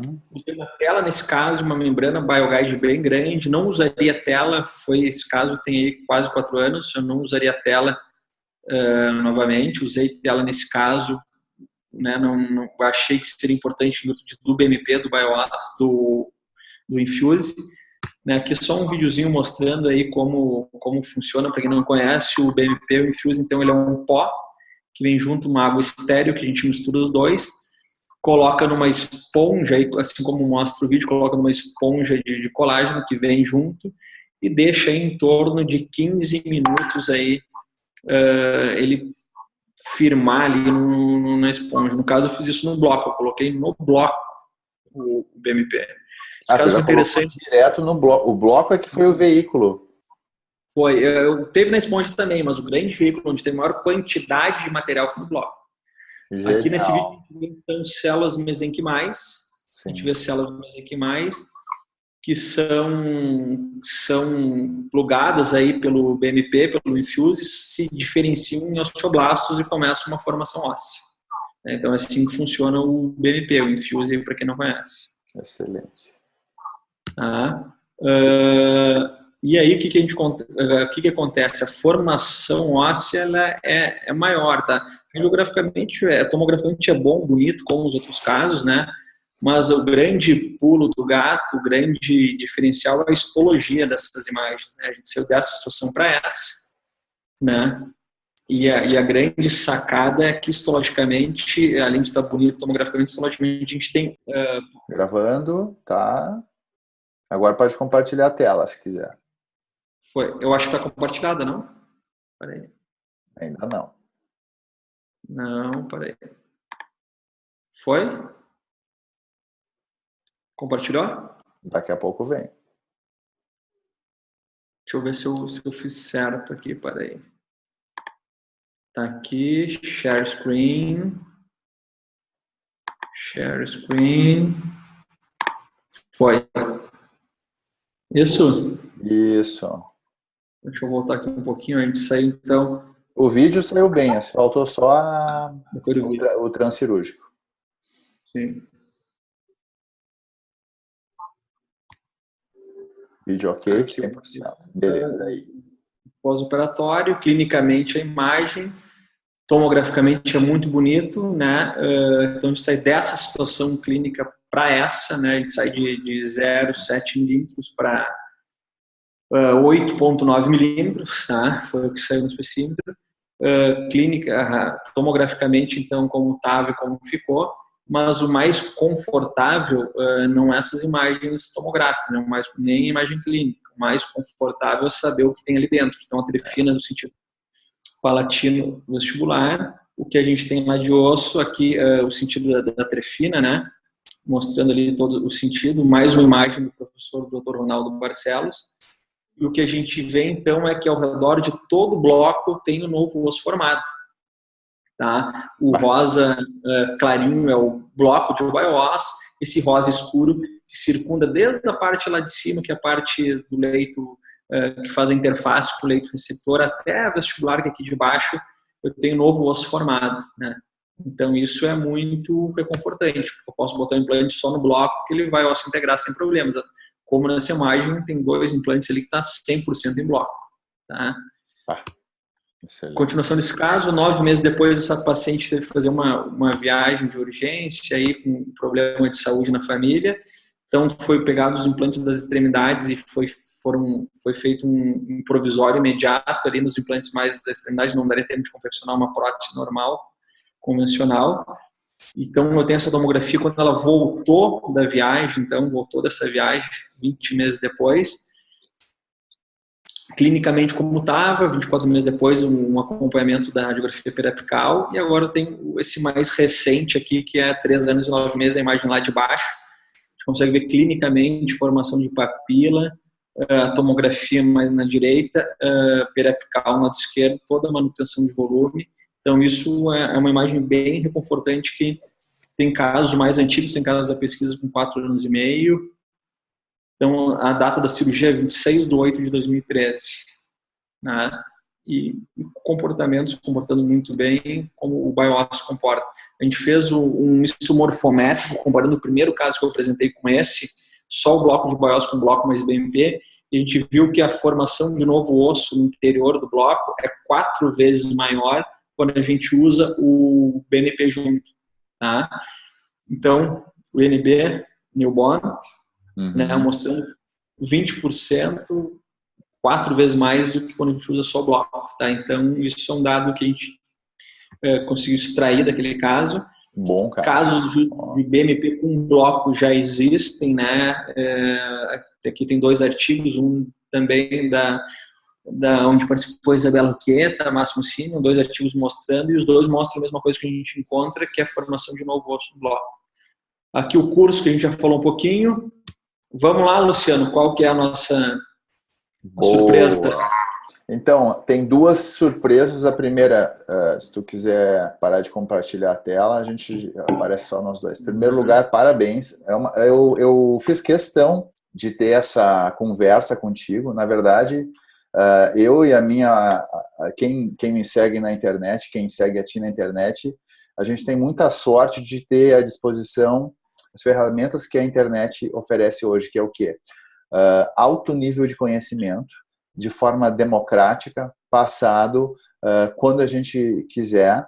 E isso eu acho muito importante até para te elogiar, porque, por exemplo, hoje, durante o vídeo tu comentou que esse tipo de técnica e que está se propondo não é para um momento do iniciante em cirurgia bucomaxilofacial ou implantodontia, mas eu também considero que seja um grande incentivo para quem quer ser cirurgião bucomaxilofacial, quem quer ser periodontista ou implantodontista, que se empenhe, que estude e que busque o conhecimento, porque ele está aí, está disponível. E pessoas como tu, por exemplo, têm muito a oferecer e têm essa disposição de transmitir. Eu fiz a minha formação há uns 17 anos atrás, comecei com bucofacial, e na época a gente passava por uma fase no mundo em que as pessoas ainda não tinham um mindset de compartilhar, sabendo que isso ia aumentar as possibilidades. As pessoas guardavam muito, escondiam muito. E hoje, graças a Deus, é diferente, né?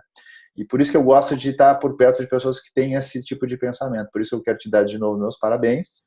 Eu queria te fazer uma pergunta. Se tu fosses começar hoje e tu quisesse ser cirurgião bucomaxilofacial, o que tu buscaria fazer sabendo o que tu sabe hoje? Essa é a pergunta de ouro, né? Vamos lá. Começar, tu diz, não fiz a residência ainda, eu quero entrar na residência. Quero entrar na residência de cirurgia bucomaxilofacial. O que tu faria sabendo o que tu sabe hoje?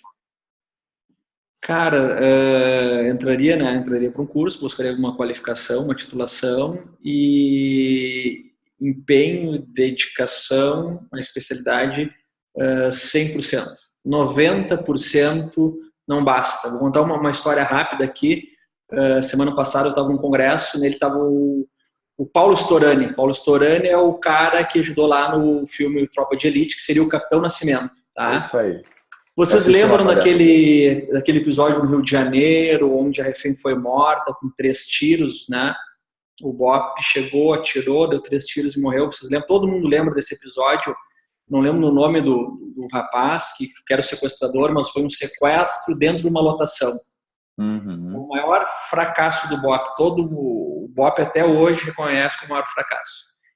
Todo mundo lembra desse caso. Quando ele falou, tinha 1000 pessoas no congresso, provavelmente todo mundo deve ter lembrado. Só que naquele ônibus tinham 26 passageiros. Todos sobreviveram. Quando o BOP chegou, o BOP tirou 16, ficou 10 passageiros. Dos 10, uma morreu. 90% de sucesso em cima desses 10, na verdade é mais que 90%. Perguntaram para o Paulo Storani, né, que é o Capitão Nascimento, mas você assim, foi mais de 90% de sucesso, não está feliz? Por que vocês não usaram isso para se defender? A mídia caiu em cima do BOP, o BOP errou, o BOP chegou, o BOP atirou, ia ser feito um tiro com sniper. Sim. Na época o governador ligou no meio da operação e ordenou que não desse um tiro com sniper, porque ia ser uma repercussão muito ruim, um tiro com sniper em rede nacional na cabeça de um assaltante. Então foi ordenado não, então eles tiveram que mudar a estratégia de não atirar com o sniper, que era o plano inicial, e foi o desastre que aconteceu, que foi dar um tiro a queima-roupa e pegou 3 tiros na refém e morreu. Mas a pergunta que foi feita pro Paulo Storani, tá, mas vocês tiveram mais de 90% de sucesso, por que vocês não se defenderam? Porque pro BOP 90% não é bom, é 100%. Entendeu? 100%. E essa dica que eu tenho para dar para quem quer começar nas especialidades de cirurgia bucofacial: doe 100% do seu tempo, da sua dedicação, do seu esforço pessoal, muito suor, e a especialidade exige. A gente trabalha com seres humanos, né? A gente modifica faces, a gente salva vidas no pronto-socorro, né? Não sei se tu vai lembrar, Luciano, eu te acompanhei na época do HPS em Canoas, lembra? Sim, claro que eu lembro. Como é que se diz? Tu era um diamante bruto. Tava se formando um diamante aí.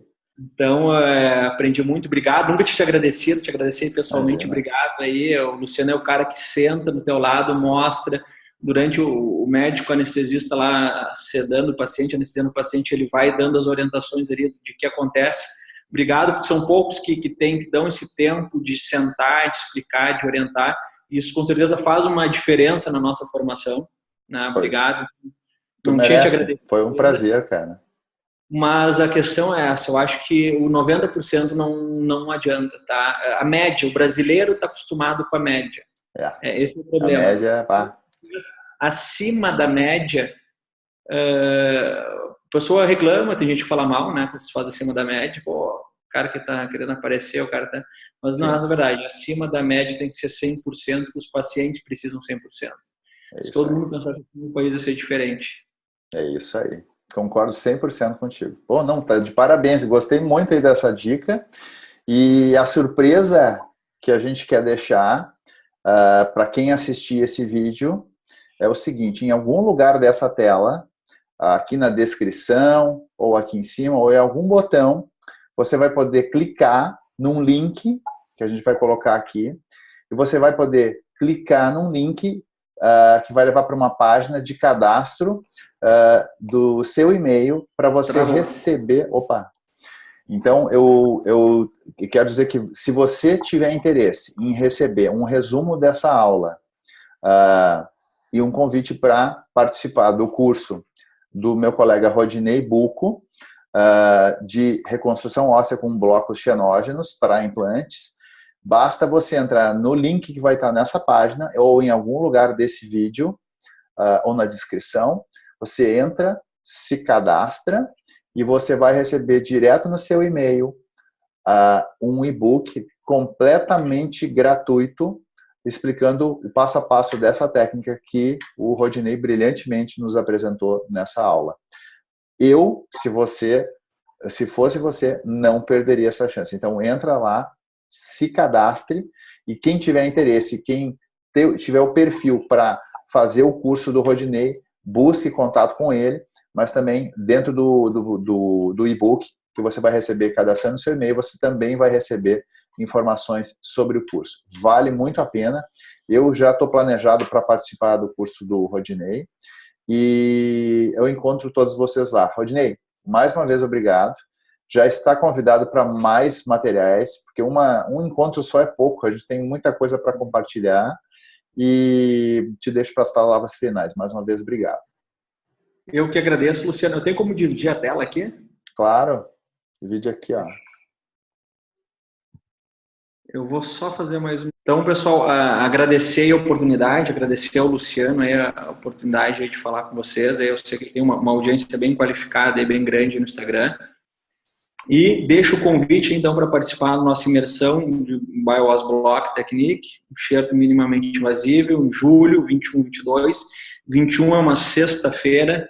Sexta-feira de manhã, teoria, mostrar alguns estudos que a gente desenvolveu. Sexta-feira de tarde também. A gente vai ver vários casos clínicos, todos os artigos existentes sobre o assunto na área.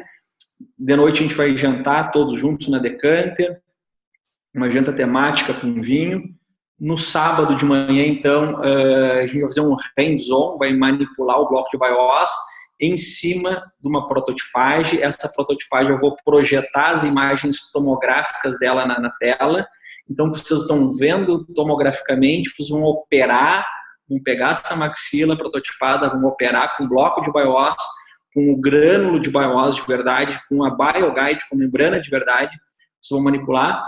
E depois a gente vai operar essa paciente. Essa paciente, vocês operaram ela no manequim, que vocês visualizaram a tomografia enquanto operava o manequim, enquanto fazia um handling, um hands-on, um bloco de BioOS, a gente vai operar ela ao vivo.